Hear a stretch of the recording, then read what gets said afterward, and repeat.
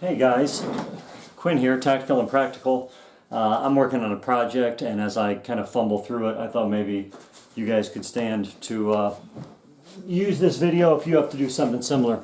This is my Remington 700 243 with the heavy barrel and a Timney trigger. This is a great rifle. This rifle was made in 1985. I acquired it about 12 years ago, 10 years ago or so. And when I bought it, I got a heck of a deal, largely because there was a big chunk missing right there out of the stock. Now I've already started to clean this up, decided to make the video kind of after I had begun, and I thought I'd walk you through the steps on how to do Gunstock Repair. I priced new gun stocks at a few different websites, anywhere between $200 and $500, and a lot of them are on back order. So the first thing you do is, particularly if the butt plate broke, like this one did, with the crack, you want to remove the old hardware and remove the plastic spacer that is in there. I was lucky enough, Remington doesn't sell OEM parts for all these guns, I don't think. I was lucky enough to find an intact butt plate for sale on the internet. And this plastic jobber, I am just going to sacrifice the lid from a plastic tub and cut it to size and then sand it. So remove that. I went ahead and removed the swivel stud right here. And then what you do is you got to start to sand this thing down. I have a piece of walnut on the way, which I will glue to this, and then I will try to pre-shape it as much as possible, glue it up, clamp it as well as I can, and then sand it to fit the profile using my new butt plate as the guide to understand the shape and where it has to land. So to sand this thing down, the break was fairly deep and the surface was pretty jagged.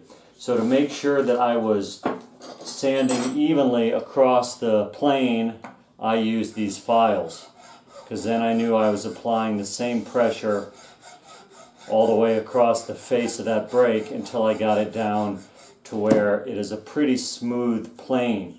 There's one divot still left in the middle that may be a 1/16 of an inch deep. I don't know if you can see it there.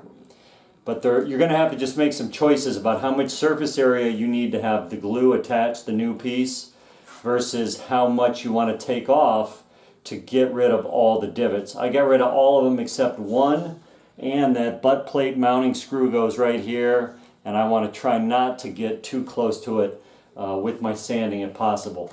So I used 3 different wood files. It took quite a while to get down to where I liked it. You can check where you are by looking at that, putting that wood file right across that break, and you shouldn't see any daylight underneath it. If you do, you got to take a little bit more off the edges until it's all trued up. This is pretty good. It takes a while. Again, I used 3 sets of wood files, and then after that, for some finish, I went through a series of sanding using 80 grit, then 240, and then 400 to get this real smooth. This process takes a while. The nice thing though about your own projects is that no one's the boss except you. You can quit whenever you want. I think this is in pretty good shape. I think it's ready to glue. And so we'll take you through this as I do it step by step and tell you anything that I do wrong. Maybe I can learn a lesson from it, and anything that I found super useful. So we're going to put that new piece of walnut on here. Get it cut pretty close to shape to avoid having to sand till I'm 90. Glue it up, clamp it, leave it overnight, sand it into position, and then put a clear coat of poly on there, hopefully to match the gloss of the OEM stock. It's not going to be perfect, but it will be functional, and then probably at first, if you were to just run your eyes over the rifle, I'm hopeful you wouldn't notice it, but on close inspection I think you're always going to notice that there was a break there. But I just can't leave it the way it is. It's bothered me for 10 years, and for whatever reason this past week I decided it was time to fix it. So that's how you get started. We'll keep you posted on the way, and I hope you find this useful. I will cut out the parts where I am just sanding and sanding and sanding, so y'all don't have to watch that. Sand it to where you like it. You want a lot of surface area between that break and the replacement. Also, I'm probably going to use my old carpenter's glue. Gorilla Glue, I guess, is pretty good. I've used that for projects. Although some of the Gorilla Glues can expand, and you don't want it to expand out of your joint and then cause a big seam or a mess. The heavier the caliber of your gun, the more secure this connection has to be. This 243 shouldn't put crazy amounts of stress on this glued joint. 306, however, I had even debated with this 243 running a screw, countersinking a screw and running it through the patch into the stock, and then filling the hole with either some putty or save the sawdust or something to make sure that it's affixed securely. But I think in this case, gluing it is gonna be just fine and do the trick. So that's it for now. We'll be back as the project continues, and hopefully it helps somebody out there. Thank you. All right, so lucky for me, the piece came in the mail today. If you go online to specialty shops, you can find wood where, like, if you look at a carving place where they sell bowls and people turn bowls and stuff. So I just got one scrap of walnut that was 3 inches by about 1.5 inches and 1.5 inches, big enough for what I need.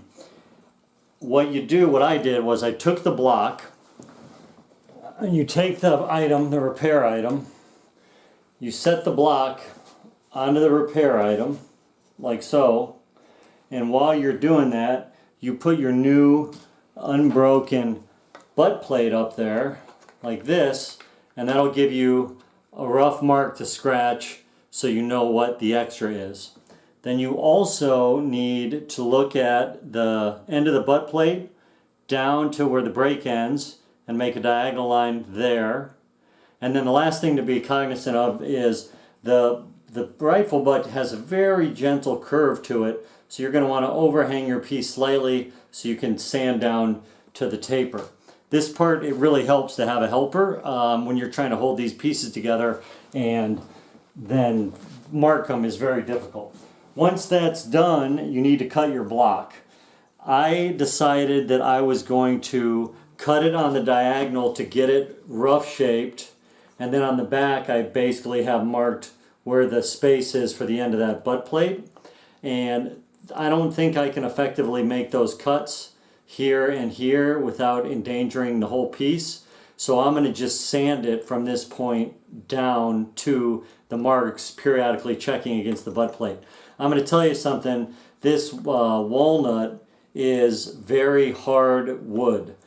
Also, there's a decent chance that your brake is going to need you to cut an angle bigger than a 45, which is all my miter saw will do.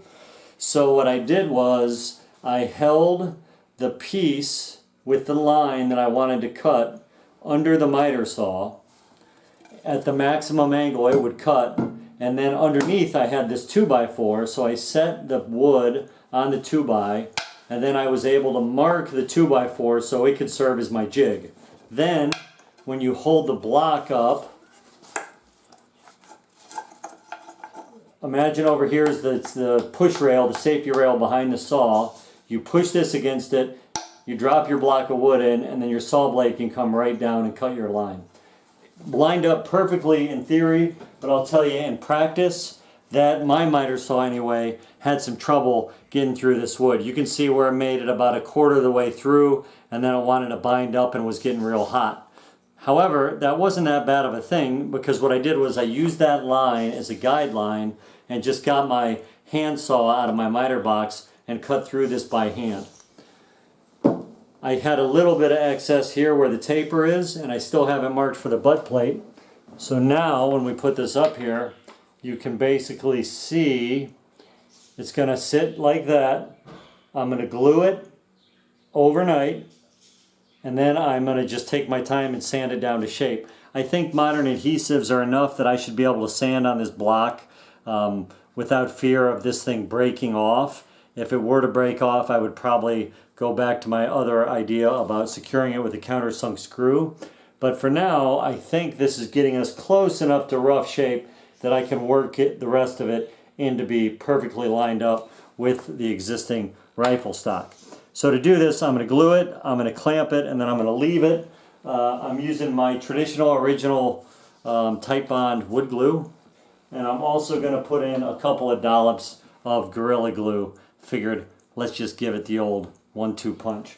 You're going to need a decent sized clamp to hook this whole thing up. I don't think I have a big enough C-clamp to do it, so I'm just going to use one of my bigger speed clamps to affix this to the buttstock. After I glue it, I'm going to make sure that I have some wet paper towel on hand to wipe up any excess adhesive, and then set it and leave it overnight, and then hopefully it will withstand the rigors of me working a sander on it. I would like to be able to use a random orbital sander or even my belt sander to get this thing closer to rough shape, because right now there's a lot of sanding to do. But so far it looks like the project might be a success. Just wanted to let you know, after the buttstock has been prepped and you're happy with how that is, what you do when you have your repair block of wood. If you get a piece that is rectangular and it's just about the right size, if your break is where mine is, if you're careful with it, you'll get 2 cracks at it. So I've got my first shot, which I'm pretty pleased with how it's shaping up. But in the event that I have a catastrophic failure, if you're careful with that cut, you'll get one more whack at it. So we'll keep you posted. I'll get this glued up, maybe show you what it looks like, and then tomorrow unveiling as we remove the clamp.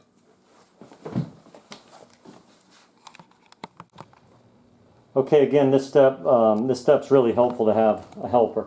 I thought about using a clamp. I don't have a C-clamp big enough, so I was going to use one of those big speed clamps. It just wouldn't grab onto the buttstock. These things have a curve to them, which is such that it makes it very difficult to use a traditional clamp. And if you have someone in your house that wears hair ties, these actually put, I think, just the right amount of tension onto that. It lets you move it around just enough. So we have this thing set up now, so it is married up to where we would like it to live. It is glued, and it is being held in place by those hair ties. You need to move it. So you want to have a slight overhang of the repair piece onto the buttstock so you can sand down to the rifle stock and get it smooth. Also, you want to leave a little gap in the back. That might be a little much, but I can sand it off. It'll just take a little more time, so you can play the natural curve of the buttstock. And then on this side, I clearly have excess, but we can just take that off tomorrow. But it's all glued up. Improvisational clamp was the hair tie, and we're going to let that sit overnight and see how it does.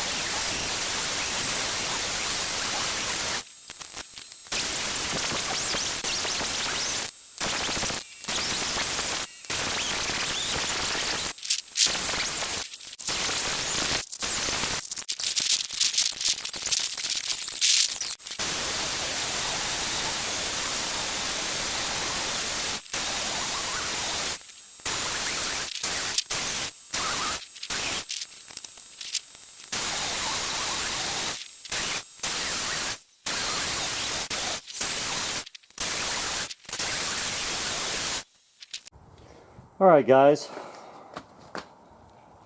wasn't too bad, I mean, as far as time goes. If you look now, I'll tell you one thing I wish I would have done differently. It was hard to get this thing to clamp up, simply because the shapes are not square. I think my glue is cured and is good, but if you see that line there, that's where the repair meets the stock. And I think if I would have, I thought I had glue covering the entire face of the surface on both sides of the surface, but I must not have, because I think if I did, that little gap you see right there would be filled in with glue. Not the end of the world, but you know, lesson learned, I guess. Maybe you can benefit from that. Make sure you have adequate coverage on your glue. And then really, when you're looking at it from the back, my check is, I just do this. And if I can't feel where that seam marries up, then I think I'm in pretty good shape. This does have a little curve. I try to follow that. You can always take more off, but you can't put it back. And when you're at this point, you don't want to have to do a whole redo. On this side, which would be my trigger side, it'd be the right-hand side of the gun, I felt that this top part of the repair had a little swell to it, which I was trying to work out there. But then I looked, and if you notice the original, the OEM factory here, it dips in, and it looks like it comes out a little bit. So, I mean, you just eyeball it and follow the natural curve of what you think is right. You're going to take off some of the old finish. You can't get around it if you want to sand down to right where they marry up. I mean, you can't make an omelet without breaking a few eggs. But I think this is actually going to work. So we're going to work on this a little bit more with the paper, sandpaper by hand, just to finish it up. And then try to smooth out the grain where the mechanical hit the, scuffed up the old lacquer or clear coat. We're going to hit the whole area then with super fine. Make sure the grain's all kind of straightened out and looks pretty happy. And then I think we're going to hit it with poly. One thing that's nice is when you uncover the wood underneath the clear coat, you see that it matches the color of the repair exactly, which is good. I was afraid that if this had some additional stain on it, there'd be no way that I could ever get that repair to match up. But I think because it may have been slightly stained, but it looks close enough that I think once this is all polyed and that butt plate is back on, it's going to actually look pretty good. So we'll keep after it, and we'll check in after a little while and tell you where we are. Alright, so we got that in pretty good shape. Then I wiped it down with a damp paper towel to try to get the particles of sawdust off there. Maybe I'll hit it with some compressed air to blow it off. Well, that's kind of sitting and drying a little bit. Here's the new butt cap plate. It is not new. I had to get it on eBay. It was the only one I found actually for sale on the internet. Remington had a couple versions of this. One had 2 screws. This is the 4-screw version, so I needed obviously that. Now, part of that butt plate assembly, you see that white thing? They have a little white spacer in there. It appears that maybe they used to have adhesive on here, and that spacer broke exactly where the old butt plate did. I did not have any luck finding a spacer, but I figured I would just make one. And here's what I came up with. Pretty close. I might have lopped off a little bit too much on the back end, but I think it's going to cover it. What I did was simply use this as a template. If you draw around this butt plate, your spacer's too big, cut it down to size, and then use a little sandpaper, because I can't make super perfect corners with scissors. So what do I looked around at the hardware to see if I could get like a piece of plastic gutter that I could cut.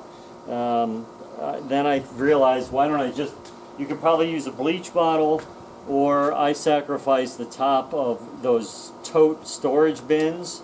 It's white. It seems to be about the identical thickness to the original. You want to try to be close on that because the screws are certain depth, right? So the screws are going to, this has to deal with the length of the screws unless you wanted to drill out the holes. So simply take a top of a tote, use your new butt plate as a template, cut out your spacer, get it pretty close. As you can see, like I said, I might have taken off a tiny bit too much at the back, but it is recessed a little bit, and it gets me like right there. So I'm going to look at this. One benefit about Marion, an art major, is that I'm going to give this to her, and she's going to fix anything that I screwed up. But I think that that's probably going to work for our purposes. And then we're going to poly it. We're going to let it set up overnight, and then after we do that, we will reassemble it, and I think we're going to be in business. It's going to look pretty good when we're done.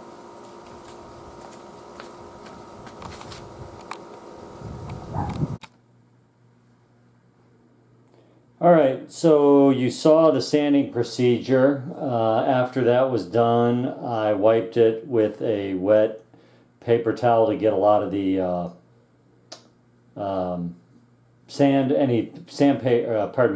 sawdust that was still stuck on there. And then I applied the first coat of poly. You can see there's a couple little differences, particularly here where I had to take off some of that finish off of the gunstock itself as I was marrying that patch piece up. It's oil-based poly. I don't know if that's what they use or not, but it generally tends to be more robust than water-based, so it takes 12 hours to dry. There's kind of the original shine, and then I will give that a light sanding after the 12 hours it goes by and put another coat on, and I'll just keep doing that until it's reasonably smooth and a reasonably good match. Obviously the grain doesn't match up. I didn't really think about that when I was cutting the initial block, but it looks way better than it did as a broken stock. I will say that the one thing I wish I would have made sure I crammed a little more glue in there in that seam, because you do see the seam, and I don't really particularly care to mess with wood putty to try to fill it, but after it's filled in with poly a little bit, sand it a couple times, 2 or 3 coats of poly. This oil stuff, you can only put 1 coat on and let it set up for 24 hours, but you see the shine on the original, and then once that's sanded a little bit and knock some of the shine off, another coat or 2, I think it'll mellow out. I could alternate between gloss and satin possibly to make sure that it's married up, but the original coat's pretty shiny. Again, it's never going to be perfect, but I followed the line of that buttstock pretty well, so I'm pretty pleased with how it turned out. Now that the buttstock cover, I cut that plastic piece out. I marked 4 holes where the screw holes need to go.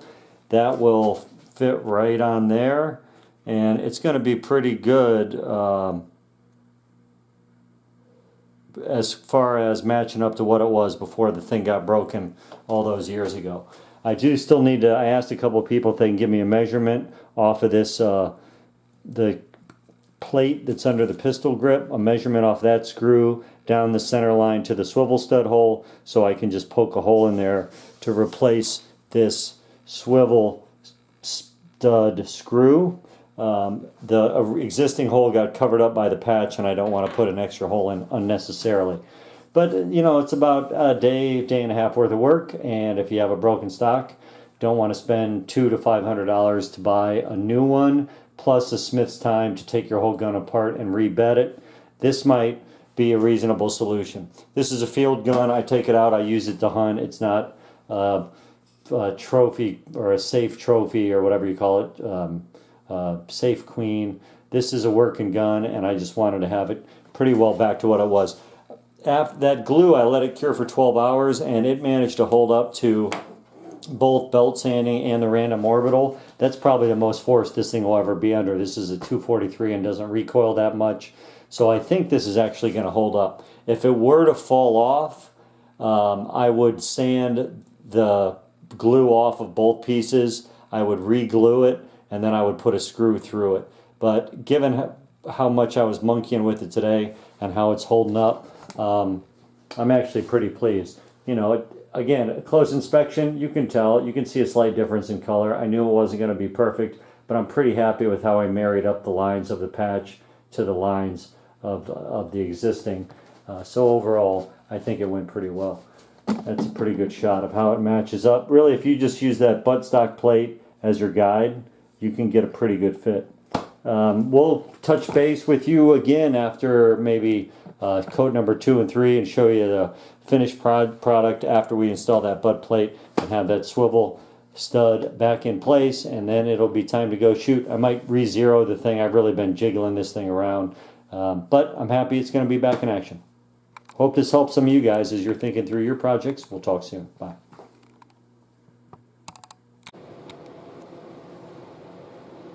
Okay, here we go, guys. The saga continues. If you've been with me this long, thanks for sticking it out.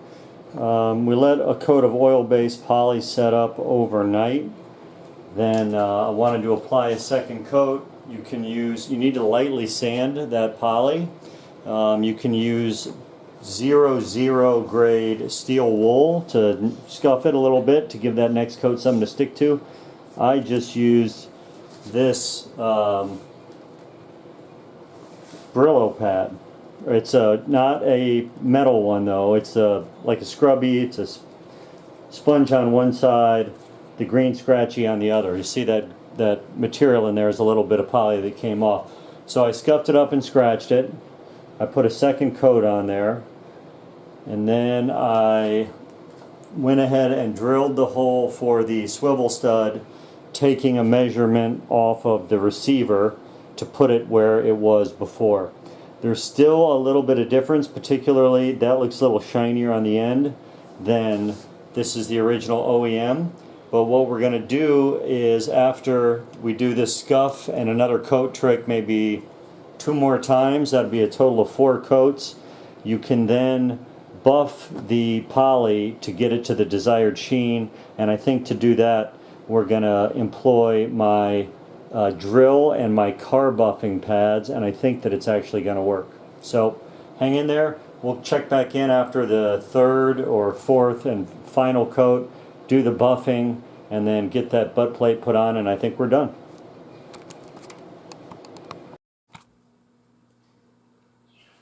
Alright guys, we're on final approach with this thing. Learned a couple things.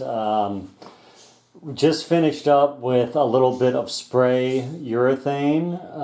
I started with urethane in a jar, which was pretty thick. So I put on 3 coats of the urethane out of the can, and then had to sand it with right around 240 to even it out, get any little drips off or whatever. And it's very difficult to apply that stuff without getting any drips or lines. So after the 3 coats out of the can, I bought the bottle of spray, applied it, sanded it with 300 grit. I also bought 400 grit, but I sprayed it again, and then we went straight to 1000. And then this was a final light spray, and we're going to let that dry, and I think we're going to be done. So all in all, I got 5 coats of poly, 3 from the can, 2 sprays.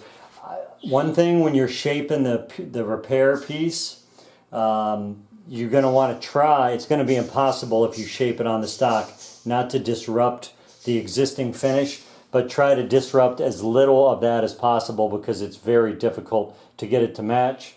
But I also used oil-based poly instead of a water base. It is supposedly more resistant to scratches and is more durable. However, it takes a lot longer to dry, like 3 times as much. A lot of this stuff says let it dry for 24 hours. I found I could work on it after like 6 to 8, but I have this little turtle lamp on there, which I think helps. I'm pretty pleased with how it's shaping up. It's not perfect. I would have made sure I had full glue coverage, which would have hid that line a little bit, or I could have put some wood filler in there, but by the time I was thinking about it, I was already so far into the poly I wasn't going to redo it. For my purposes, I think this is fixed. I don't know that it could have been much better. This thing's already 40 years old, and I think now she has a chance at another 40 years. So we'll do let this dry, and then we'll put all the pieces on there for final wrap up, and that'll be it for this one. What an odyssey.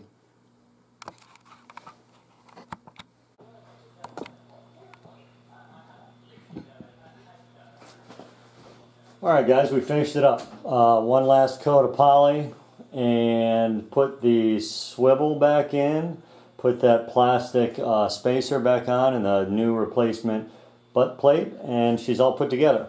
Not perfect by any means, but I think it looks way better than having a big chunk out of that stock. This thing's 40 years old, and hopefully now we'll get another 40 years out of it. Learned a couple things, but repaired something that had been bugging me. If you have a repair like this to do, it is probably within your capabilities to do it. Just take your time. sand in between coats of poly, and maybe finish with spray or wipe on instead of the poly out of a can, because it is pretty thick and it's hard to get on there evenly. That's it. Thanks for watching. Take care. Bye-bye.